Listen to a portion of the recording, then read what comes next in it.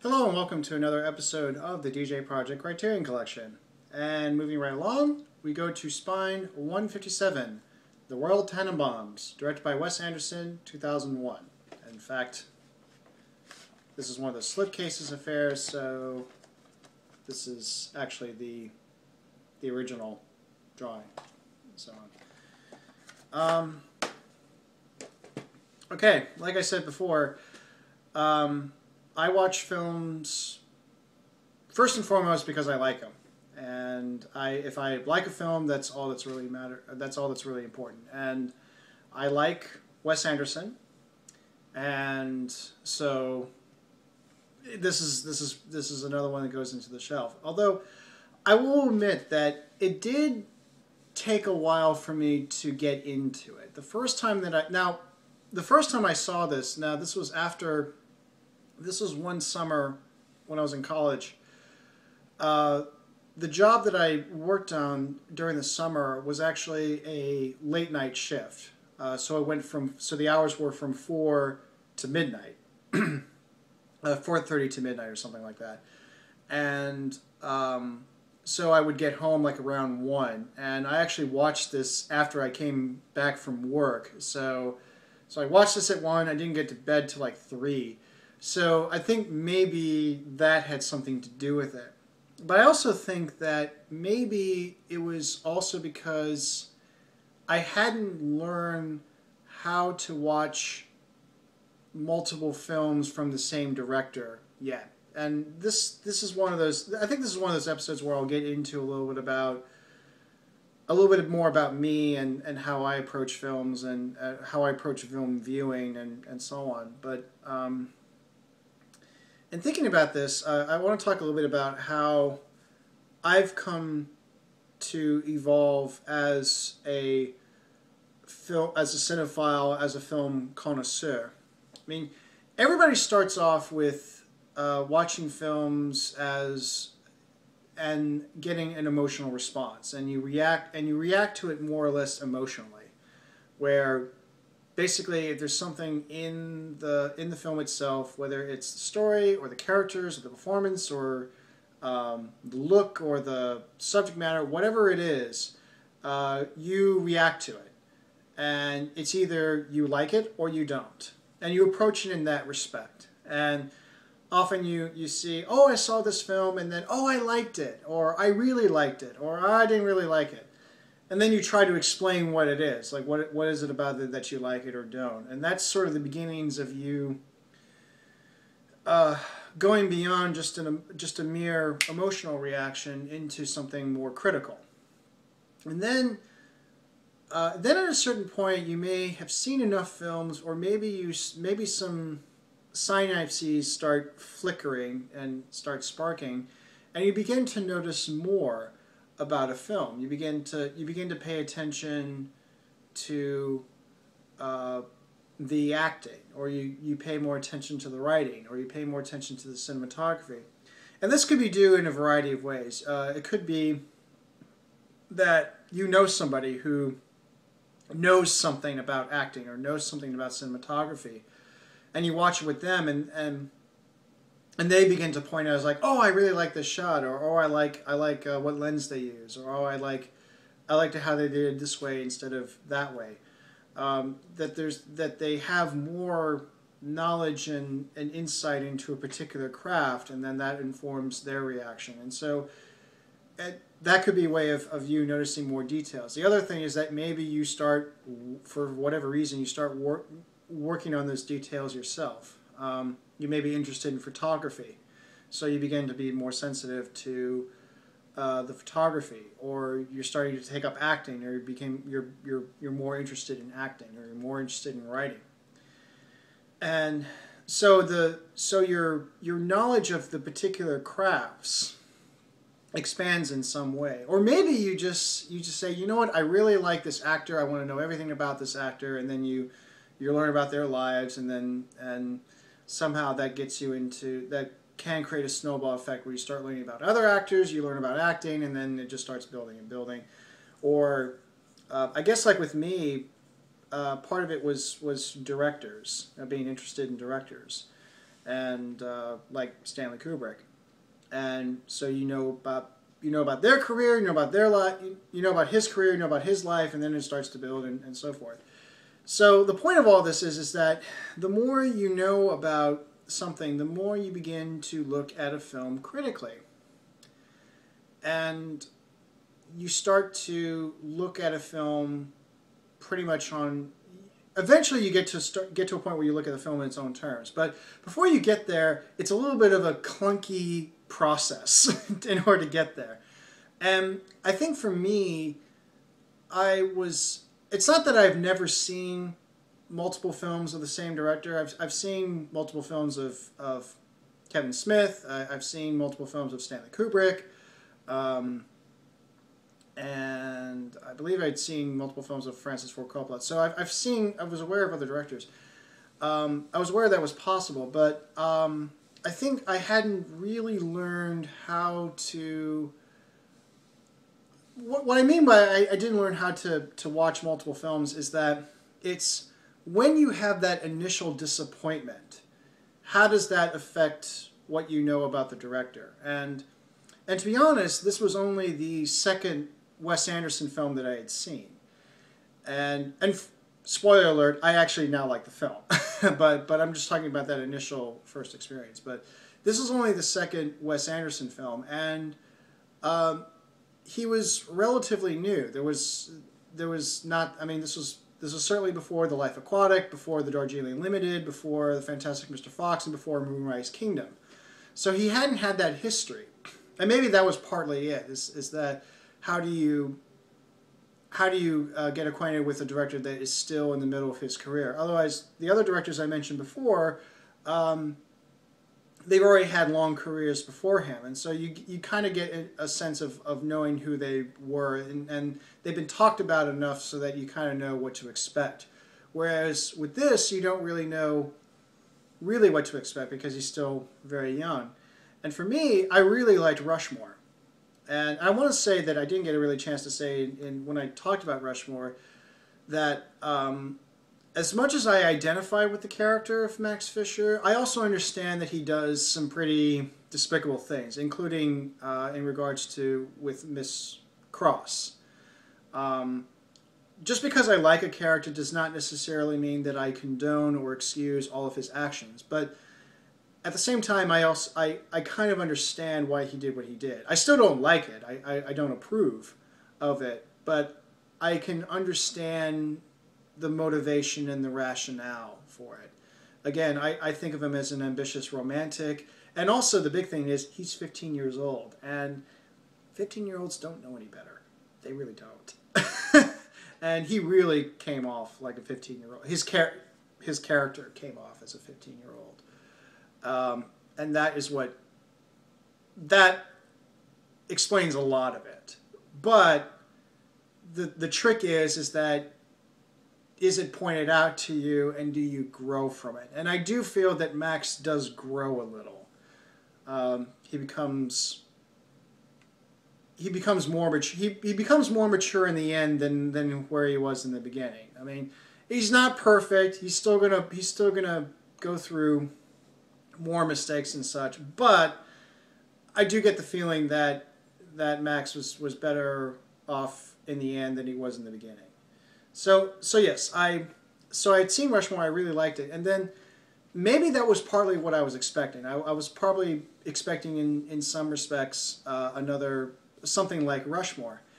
And the thing that threw me off was that it was a different storyline. It was a different dynamic. For starters, this was an ensemble piece.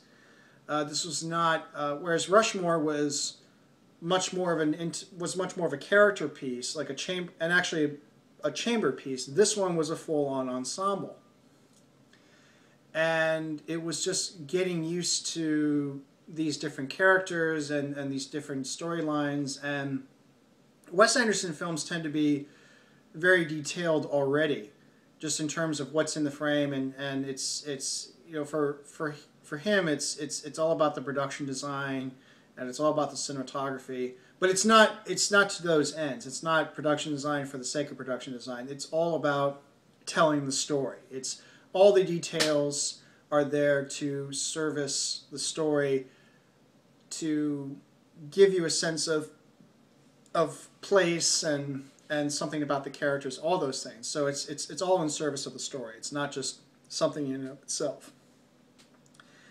And I wasn't used to that. And again, I think it just comes down to the fact that I saw this at 1 in the morning after going to work. So I probably was not in the most alert of moods.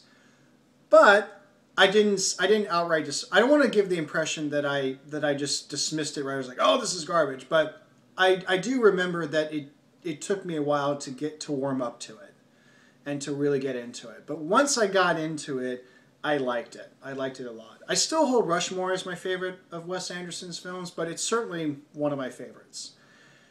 And it's also the film I've come to associate with the most with my younger brother.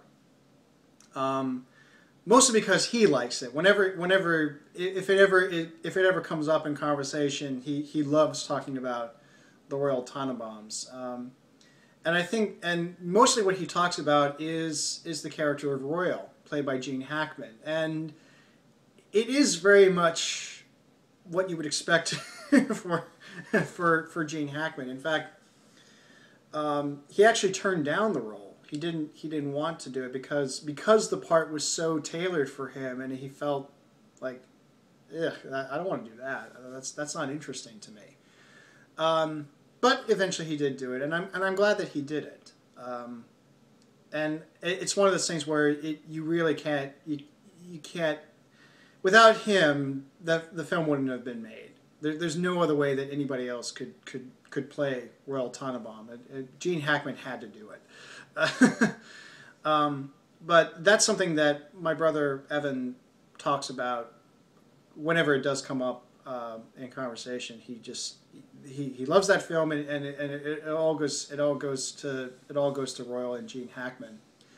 And he's another character where he does some, like Max Fisher, he does some pretty despicable things, but he also redeems himself. So it's not like he's stuck in this particular mindset that he does want to grow. And in a way, that this is what makes the Royal Tenenbaums fascinating, because this family, the family itself is a bunch of, for lack of a better word, geniuses. And yes, I do like the line that was or the exchange between Eli Cash and Margot Tenenbaum, where Eli says, "How do you say someone is not a genius?" Right? And then he goes, "You didn't have to think about that." So anyways, this family is very, very smart, dedicated, talented, hardworking, studious individuals, and each in their own way. Royal was a lawyer who also did some shady things. You have Ethelyn, played by Angelica Houston. She's the loving matriarch, and also an archaeologist and talented in her own right. Her 3 children. You have Chaz, played by Ben Stiller, who's a financial whiz, business whiz, and then Margot, who's Royal always likes pointing out, saying, "This is my adopted daughter." So it's very clear that she's adopted. She becomes a playwright, and then Richie, played by Luke Wilson, is a tennis player. So and these were all and the children were recognized for their talents very early on. They were all prodigies. They were all really talented. And they also peaked early. And basically, where you see them in the film, they're much older, but they're still stuck at the peak of their lives. And they act like in the peak of their lives. And they haven't really moved on. And there's things that happen to each of them that has stilted them, that still affects them. Chaz, for instance, lost his wife in a plane crash. And so for him, his obsession is with the safety of his children. He and his children always wear red jumpsuits, and there's this obsession with safety. Richie was disappointed that Margot was married, although not everybody else knows this, but he reveals ever so gradually why that's the case. But he's upset that Margot was married, and this affected his tennis career, and so he retreated. And Margot is unhappy in the marriage, and you also find out she's had these various little escapades, all accompanied by the Ramones. Judy's a punk, and so and then with Royal, he was charged with embezzlement. He was charged with fraud and all this stuff, and got disbarred, and basically you see him, he's broke. He's separated from his wife, but not formally divorced, and he's broke, and he tries to be a part of the family. He has to do this lie, and then the lie was exposed, but then he comes back into the family in a much more genuine way. And so it's that, it's that kind of story. And like I said, I definitely liked it. I mean, I liked it the first time, but I wasn't really into it. I wasn't gaga in love with it. And I think it took a second viewing or so where finally everything all clicked together.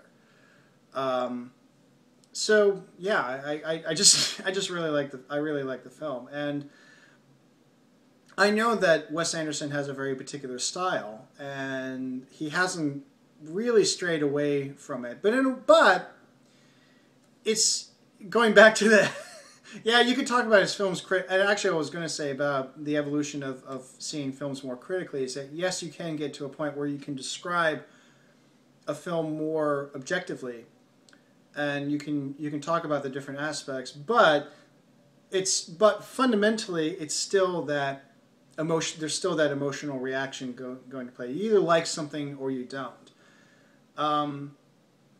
Except now you can better explain why it is that you like a film, or what is it about a film that you like. And I think what I like about Wes Anderson in general is that I feel that what he makes, and I've said this before with Rushmore, but I feel that what he makes is films that look like children's illustrated children's books, but these are all stories and situations and characters that are more adult. In other words, imagine your favorite author illustrator who had won the Caldecott Medal making a book that can talk about these darker themes, which includes attempted suicide, and that's what I feel Wes Anderson does, and in fact, it makes sense that he would adapt a Roald Dahl book himself, Fantastic Mr. Fox, and perhaps probably one of the most successful of adaptations of Roald Dahl's material. Yes, I grew up with Willy Wonka and the Chocolate Factory. Yes, I've seen Charlie and the Chocolate Factory, and yes, I've seen James and the Giant Peach. I've not seen Matilda, but I like the book, so I'm one of those guys. But I have seen Fantastic Mr. Fox, and I really do like that. But it's that kind of storytelling. There's a certain playfulness, and there's a playfulness and a childlike quality to it, but it also has this adult theme. And I understand that it can put off some people. He's thought of as a hipster type, and he's full of whimsy and such, but I don't really see that. I don't think that he does it just to. It's not all done to cater to a particular crowd. This is very much. These are films that he makes for himself, and it's first and foremost to entertain himself. Which you then could say that, well, would this put him in the camp of Cocteau, where he's so lost in his symbolism. But again, I don't feel that it's just merely for himself. I think it deals with some genuine things that other people can see and other people can relate to. And then it just becomes a matter of, do you relate to this or don't you? Or even if you could say that Wes Anderson is more like Cateau, who's just a kind of a self-gratifying filmmaker, or makes films for himself, and if you happen to like it, it's just a coincidence, then it just comes out to that I really like Wes Anderson. I really like his films, and for whatever reason, he just speaks to me, and I can understand if he doesn't speak to you, or if you don't particularly like his films. But I don't expect Wes Anderson to do anything different. If anything, I want him to do. I just want him to be better. That's all that you can really expect. He clearly has his ways, his way of doing things, and I don't think that's ever going to really change. If he does want to change, he's going to change on his own terms. He's going to do things his own way. And there are differences. It's not that he's been making the same film over and over again. Each film there is something a little bit different. Things are a little bit more broader, or the characterizations are more sophisticated. The production design is perhaps more sophisticated, or maybe it's less dependent on that. There's other things that come up more to the fore. There's consistent collaborators he has, but he's also changed his collaborators a few times. He doesn't quite have. There's not a consistent stock company, although there are actors that reappear in his subsequent films, but he also adds new ones to the family, as it were. And so there is an evolution to it, but it also it's not like he's going to do anything completely radical. I don't expect him to. God forbid if he ever makes an action film, Michael Bay. That's when I know that he loses it, or that he's going to go all Lars von Trier. He's just going to make something that just going to deliberately piss people off. I don't think he's going to do that. So it's that nice balance of some consistency, but there's some variation, so it doesn't come off as the same thing every time. Or even if it does, there's something about it that still feels very fresh about it. So I think in the end, I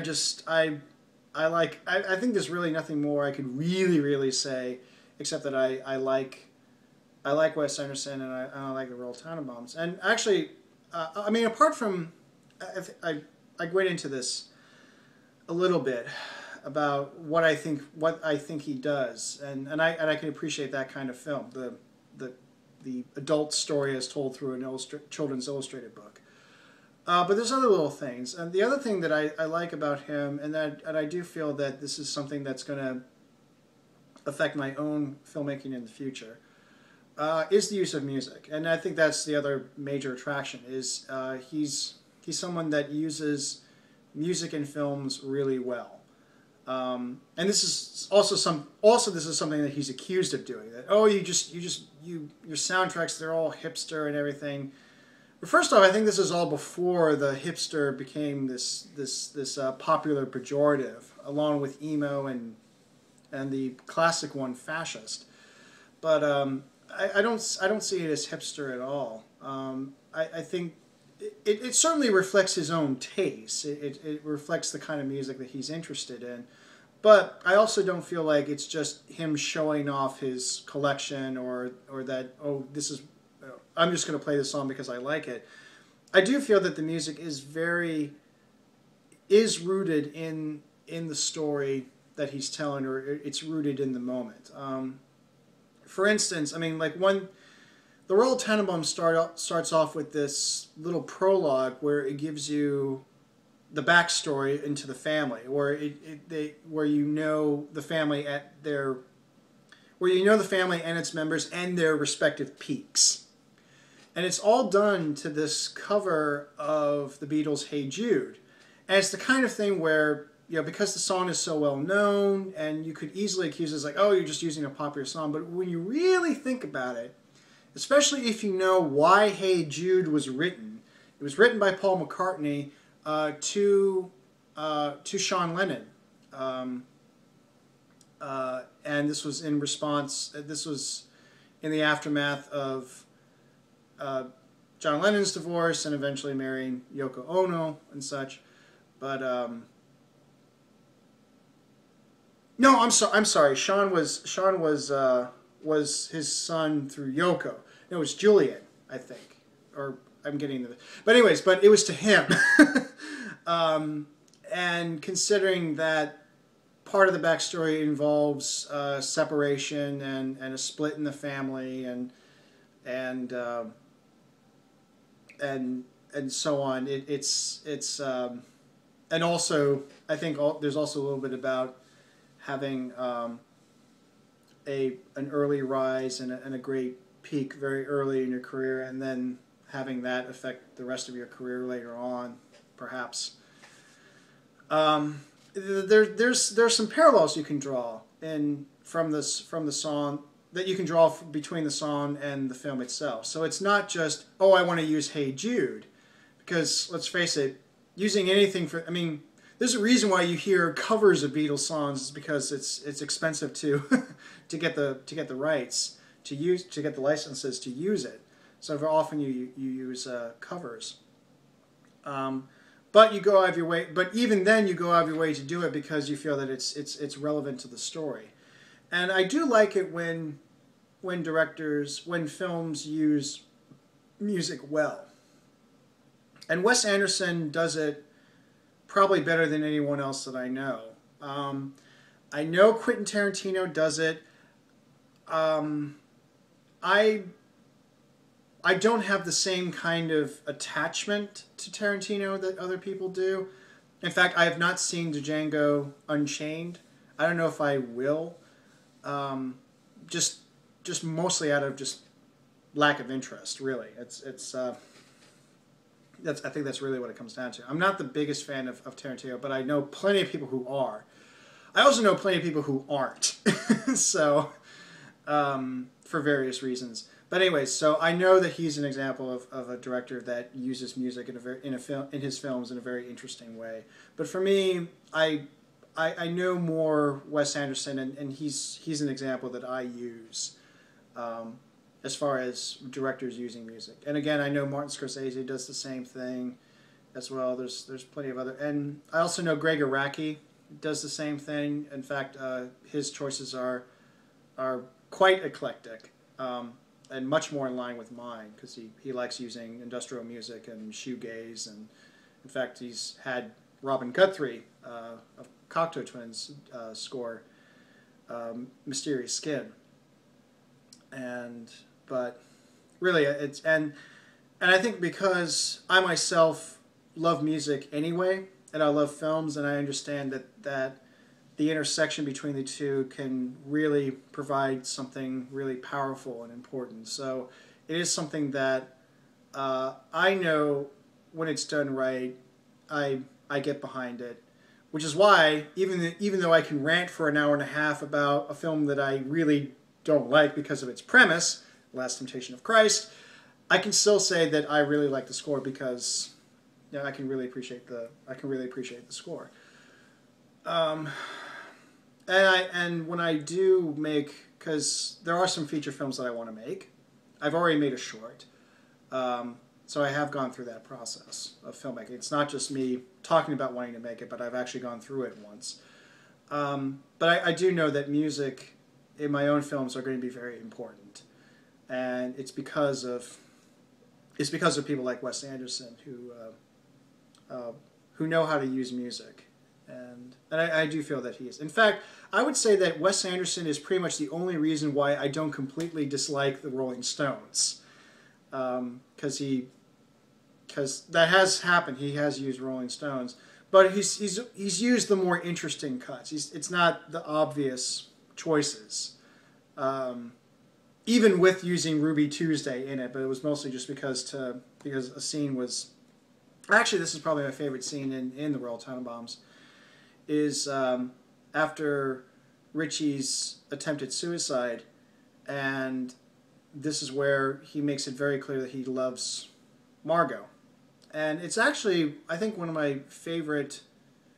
it's not only one of my favorite scenes in the film, it's also one of my favorite, I guess you would call it romantic moments, or just a private moment between two characters who are in love with each other. It's just, there's something very, very touching and sincere, and it's also, it's sad, but it's also kind of sad too. But it's all done hearing the Rolling Stones, and the first song you hear is "She Smiles Sweetly," and then the scene gets on a little bit longer. So like, what else do you do? Well, it actually is Ruby Tuesday does not follow "She Smiles Sweetly" in the vinyl push the buttons. It actually comes before it, and so it was just all added. But it works. It works really, really well. So there you go. I don't even like the Rolling Stones, but I like that moment. So again, it's Wes Anderson keeps me from completely disliking the Rolling Stones. And also in Rushmore, the song "I Am Waiting" accompanies the Max Fisher in November montage when he's in this really intense depression. Or maybe not intense, but he's certainly in a depression period where he's completely withdrawn and doesn't want to deal with anybody in the world. And what underscores that is the Rolling Stones' "I Am Waiting."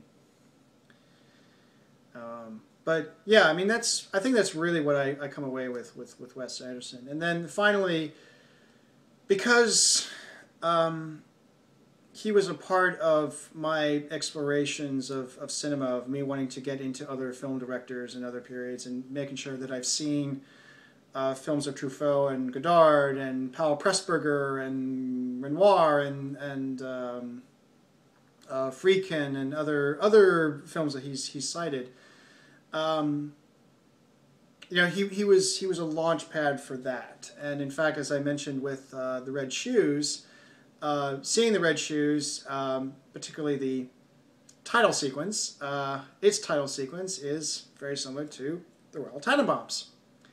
And in fact, in the commentary track that Wes Anderson made for the Royal Tenenbaums, he pointed that out. He said, and this will be my final thing. The thing that I liked, I actually watched this again with the commentary track. And the first thing he said was that the initial starting point for making the Royal Tenenbaums, it came from a challenge that Owen Wilson gave to him about, maybe you should make a film about your parents' divorce. And it started in that respect, but then what he ended up writing, what Royal says is nothing at all what his father actually said when he told him that they were getting a divorce. And then in fact the entire film ended up not being about his parents' divorce at all. It ended up being about something completely different. And this is what I think this is what makes a really good writer. I mean, writers write about what they know. So if you have this particular experience, it's obviously going to inform your writing. If something happened to you as a kid, or you grew up in a particular community, or you make this particular life journey, it's obviously going to inform your writing. And the characters and the situations, they are in some way related to your own past, your own experiences, your own personality. The characters are either related to people you know, or they can be extensions of you. I mean, there's no escaping it. That's been a long-standing aspect of creating anything. But what I feel is that what makes a great writer is when you go a step beyond that, where it really, those things are more the starting point of a project. It's the initial impetus, and then it's what you do with it. It's what you do with, and maybe even not necessarily taking that experience. It could just be, again, just a starting point, and then it just leads you into something else that you want to explore. Oh, what about these characters? What about this situation? What about this journey or whatever? And then you build it from there.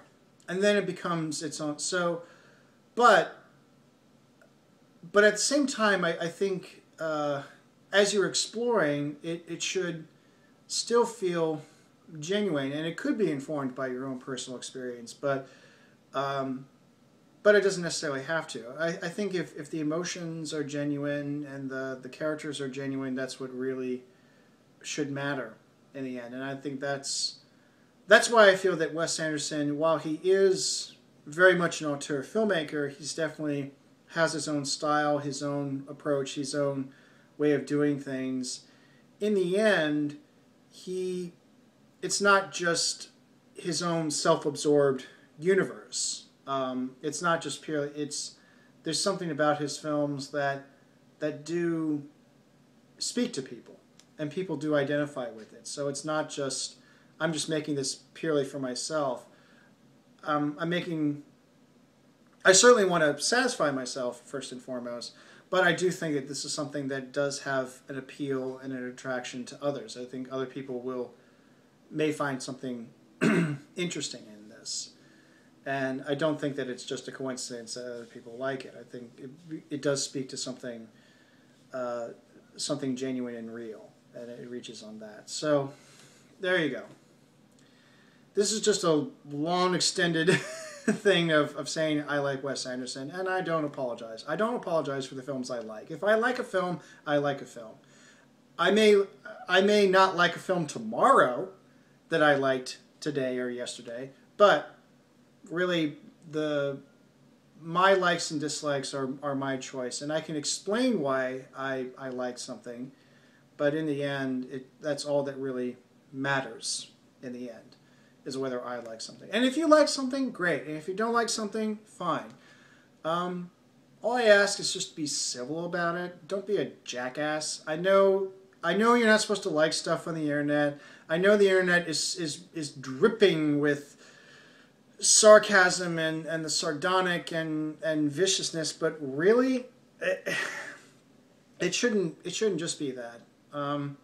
And you wonder why people get depressed on the internet is because you see all this stuff, but then you go on to it's like you say that, oh, you shouldn't like you shouldn't like things on the internet. It should always be this way, and then you act surprised that people are depressed, and then you insist that doing the things that will most likely depress people. So really, in other words, just grow up, really. So yeah, that's the Royal Tenenbaums. And until next time, take care.